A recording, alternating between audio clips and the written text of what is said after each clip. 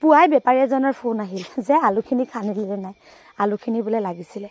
আৰু ঘপককৈ সেই কথাষাৰ গম পালোঁ যে আলুৰ বোলে অকণমান দাম বাঢ়িছে।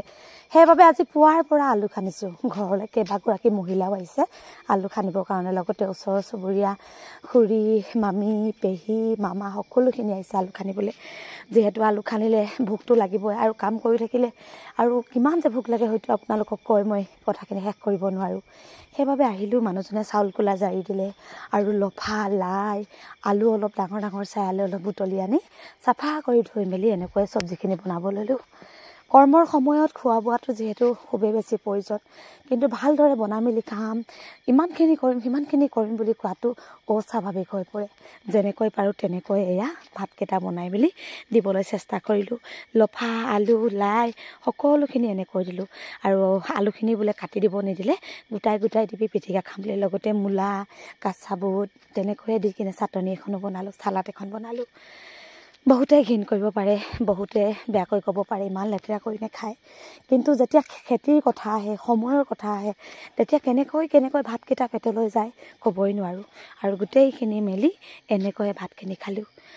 ভাত যিহেতু কেইবাটাও মানুহ হৈছোঁ, সৰুৰ পৰা ডাঙৰ পৰা ইত্যাদি কৰি, সেইবাবে এনেকৈয়ে ওপৰতে দি দিলোঁ। ইমান ডাঙৰ কেৰাহীখনত চব্জিখিনি বনালোঁ, তথাপিও কম হ'ল। চাওক, ভাজিবলৈ কাটিবলৈ সময় নোহোৱাৰ কাৰণে এনেকৈয়ে বনাব লগা হ'ল। আৰু এতিয়া বৰষুণ নিদিয়াৰ আগতে যদি আলুখিনি খানি মেলি বিক্ৰী কৰি নলওঁ, তেতিয়াহ'লে কিমান ঘাটি হ'ব আৰু বহুত টকা খৰচ কৰিছোঁ।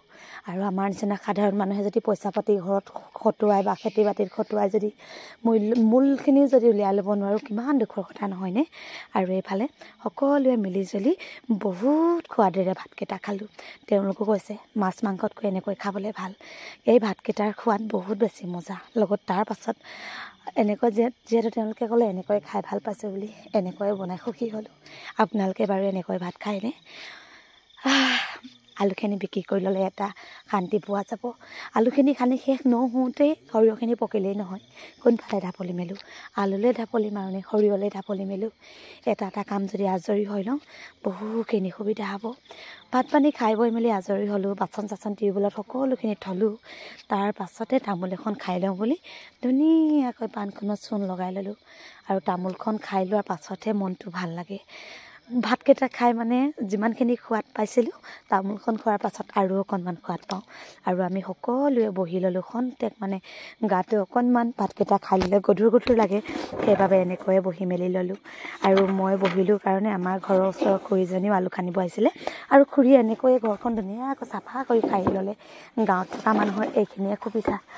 আৰু আজি ভিডিঅ'টো ইমানতে, আলু খনাৰ ভিডিঅ' অকণমান আপোনালোকক লাইভত দেখালোঁ। আজিলৈ ইমানে।